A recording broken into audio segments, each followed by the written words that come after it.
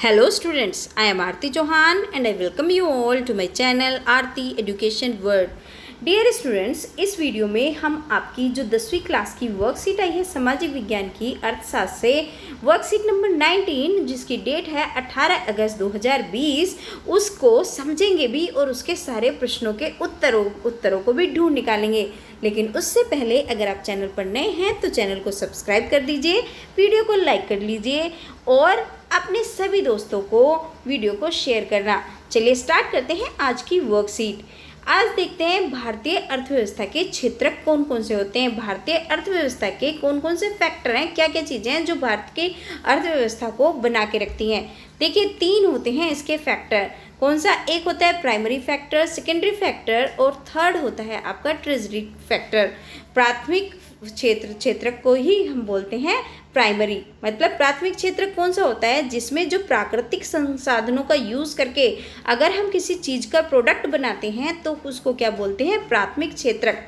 मतलब जैसे कि हमारी खेती होती है या मछली पालन होता है तो हम किस चीज़ का, प्राकृतिक चीज़ों का, मिट्टी का, इन सब चीज़ों का यूज़ करते हैं और बनाते हैं, तो ये हमारे हो गए प्राइमरी। और सेकेंडरी क्या होता है? सेकेंडरी वो होता है जब इन चीज़ों से जो हमने बनाई, इससे प्राइमरी चीज़ों से बना के जो हमने बनाई है हमारी चीज़ें, फिर इन चीज़ों से हम किसी दूसरी चीज़ का विनिर्माण करते हैं तो उसको बोलते हैं सेकेंडरी। जैसे कि फैक्ट्रियाँ हो गया, फिर उस चीज़ को आगे बनाती हैं, भवन निर्माण हो गया, तो ये हो जाता है आपका सेकेंडरी फैक्टर। और जो ट्रेजरी क्षेत्रक कौन सा होता है? तृतीयक क्षेत्रक वो होता है जो ये बनी चीज़ें और ये बनाई गई चीज़ें, ये जो दोनों जो उत्पादन हुए उसके बाद जो इनकी गतिविधियाँ होंगी उसमें जो हेल्प करता है, क्षेत्रक के उत्पादन गतिविधियों में जो सहायता करता है उसको बोलते हैं हम तृतीय क्षेत्रक। जैसे बैंकिंग हो गई, परिवहन हो गई और इस तरीके की बहुत सारी चीज़ें। देखिए आप देखते हैं सकल घरेलू उत्पाद क्या होता है। सकल घरेलू उत्पाद का मतलब है जो हमारी जीडीपी होती है ना, इसको बोलते हैं सकल घरेलू उत्पाद। क्योंकि आपने जीडीपी बहुत सुना होगा, शायद ये नया लग रहा होगा आपको। ग्रॉस डोमेस्टिक प्रोडक्ट मतलब जब हमारा कोई फाइनल प्रोडक्ट तैयार होता है उसको, जैसे एक इस तरीके से समझिए, जैसे एक बिस्किट है उसमें हमने चीनी मिलाई, मैदा मिलाई और साल्ट मिलाया थोड़ा सा उसके टेस्ट के लिए, तो वो तो उसको बनाने के लिए हेल्प करें, वो सब चीज़ें हैं। जो फाइनल प्रोडक्ट निकल के क्या आया? बिस्किट आया। तो इस तरीके से इसको आप समझ सकते हैं। चलिए आप देखते हैं दोहरी गणना की समस्या आ जाती है कई बार।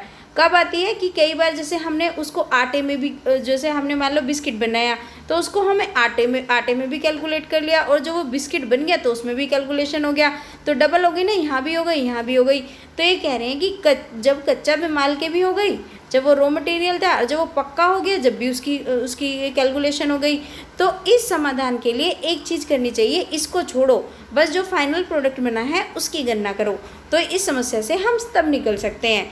चलिए अब देखते हैं कि हमारे जो ये फैक्टर्स हैं, सारे क्षेत्रक हैं, इनका कितना कितना रोल है हमारे मतलब अब हमारे जीडीपी में। देखिए जो हमारा प्राथमिक क्षेत्रक है इसका लगभग 40% हुआ करता था 71-72 में, लेकिन 2011-12 में ये घटकर कितना रह गया है? 15%। और द्वितीयक क्षेत्रक जो हमारा 25% था पहले, वो अभी भी 25% है। तो इसका मतलब जो सेकेंडरी है इसमें तो कोई ज़्यादा चेंजेस नहीं आए हैं। तृतीयक क्षेत्रक जो होता है उसमें पहले 35% था हमारे जीडीपी में हिस्सा, लेकिन अब इसका ये क्या हो गया है? बढ़ गया है। तो हमारा ये जो तृतीय क्षेत्रक है ये ऊपर गया है, जो हमारा प्राथमिक क्षेत्रक है ये नीचे आया है, जबकि जो हमारे बीच वाला है वो स्टेबल है, ऐसा क्या ऐसा बना हुआ है। और रोजगार में अब हम देखते हैं ये जो अलग अलग क्षेत्रक है, हमारी जो एम्प्लॉयमेंट है, जो हमारी नौकरियां हैं, इसमें कितना हिस्सा है इनका।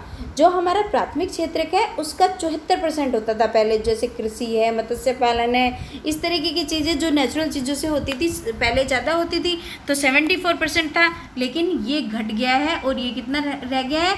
ओनली 49%। ठीक है। और द्वितीय क्षेत्रक जो हमारा 11% था ये बढ़ गया है और ये कितना हो गया है? 24%। और तृतीय क्षेत्रक हमारा 15% था 72-73 में और अब 11-12 में 27% हो गया है, तो ये बढ़ गया है। जो पहले वाला है वो घटा है। प्राथमिक और द्वितीयक और तृतीयक इन दोनों में क्या हुआ है? परसेंटेज में इजाफा हुआ है। तो अब जब हम इस जो इस टेबल को, इससे टेबल से हमें स्पष्ट हो जाता है कि द्वितीयक और तृतीयक क्षेत्रक में 3 का सकल जो हमारी जीडीपी है उसमें जो इनका योगदान है वो 3/4 है, जबकि कार्यशील जनसंख्या की लगभग 50% आबादी को ही रोजगार प्रदान करते हैं। ठीक है, ये आप समझिए। पिछले सालों में अर्थव्यवस्था की प्राथमिक जो क्षेत्रक है उस पर निर्भरता कम हुई है, क्योंकि पहले प्राथमिक जो क्षेत्रक है उसकी ज़्यादा रोल था, लेकिन अब ये कम हो गई है। लगभग 50% आबादी को रोजगार प्रदान करता है। इससे पता चलता है, मतलब 49% लगभग आदि को, तो इससे पता चलता है कृषि में आवश्यकता से अधिक लोग क्रियाशील हैं। दूसरे शब्दों में हम ये कह सकते हैं कि कृषि क्षेत्र में लगे लोग अल्प बेरोजगारी की समस्या का सामना कर रहे हैं। मतलब वो बेरोजगार तो है नहीं क्योंकि खेती कर रहे हैं, लेकिन फिर भी अल्प बेरोजगारी, थोड़ी बेरोजगारी तो है उनमें। ठीक है, कि जितने होने चाहिए उतने नहीं, उससे ज़्यादा काम करते हैं। तो इसी बेरोजगारी को हम ये क्या है, बेरोजगारी छिपी हुई होती है, और इस प्रकार की बेरोजगारी को हम छिपी हुई बेरोजगारी बोलते हैं। ठीक है, आई होपफुली कि आपको सब कुछ समझ में आ गया होगा। अब हम इन क्वेश्चंस के आंसर आराम से कर लेंगे। तो हमने भारतीय अर्थव्यवस्था के तीनों क्षेत्रों की तुलना करो, तो तुलना क्या है हमने देख ही लिया है क्या क्या है, तो जो हमने पढ़ा है वही हम क्या करेंगे, इसमें लिख देंगे। देखिए ये है, ये आपके जो पहला क्वेश्चन है इसका आंसर है। देखिए यहाँ से भारतीय अर्थव्यवस्था के तीनों क्षेत्रों की जब हम तुलना करते हैं तो हमें पता चलता है कि प्राथमिक क्षेत्र किन क्षेत्रों का वर्णन करता है, द्वितीयक क्षेत्र किन का करता है और तृतीयक किन का करता है। ठीक है, आप इसका स्क्रीनशॉट ले सकते हैं और इसको कर सकते हैं। ठीक है, अगर आप इसमें से ना करना चाहें तो आप इसमें से भी कर ले सकते हो, लेकिन ये थोड़ा सा मैंने शॉर्ट में लिखा है तो आप इसको कर सकते हैं। ठीक है, आप देखते हैं सेकंड क्वेश्चन, सकल घरेलू उत्पाद से आप क्या समझते हैं, वर्णन कीजिए। तो सकल घरेलू उत्पाद क्या होता है, यहाँ पे सकल घरेलू लिख लेना प्यारे बच्चों, क्या सकल लिख लेना। सकल घरेलू उत्पाद एक विशेष समय अवधि में देश की सीमाओं के अंदर बने हुए सभी उत्पादों और सेवाओं का मौद्रिक मूल्य है। सकल घरेलू उत्पाद एक विशेष वर्ष में 3 क्षेत्रों द्वारा उत्पादित अंतिम वस्तुओं और सेवाओं के मूल्य के योग को उस वर्ष का सकल घरेलू उत्पाद कहते हैं। ठीक है, ये हो गया आपका सेकंड का क्वेश्चन। अब थर्ड का आंसर देखते हैं। थर्ड, छिपी हुई बेरोजगारी का वर्णन करिए। छिपी हुई बेरोजगारी क्या होती है, छिपी हुई बेरोजगारी, यहाँ पे भी छिपी लिख लेना बच्चों आप, ये कुछ प्रिंटिंग मिस्टेक हो गई है।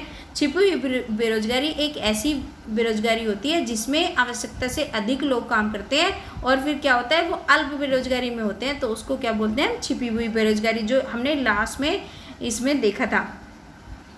अब फोर्थ क्वेश्चन देखते हैं, सकल घरेलू उत्पाद में अर्थव्यवस्था के किस क्षेत्र का योगदान सबसे ज़्यादा है। 2011 में हमने अभी देखा कि सबसे ज़्यादा क्या है, अर्थव्यवस्था की तृतीयक क्षेत्र का योगदान है, जो पहले सबसे प्राथमिक का हुआ करता था, अब किसका है, तृतीयक क्या है।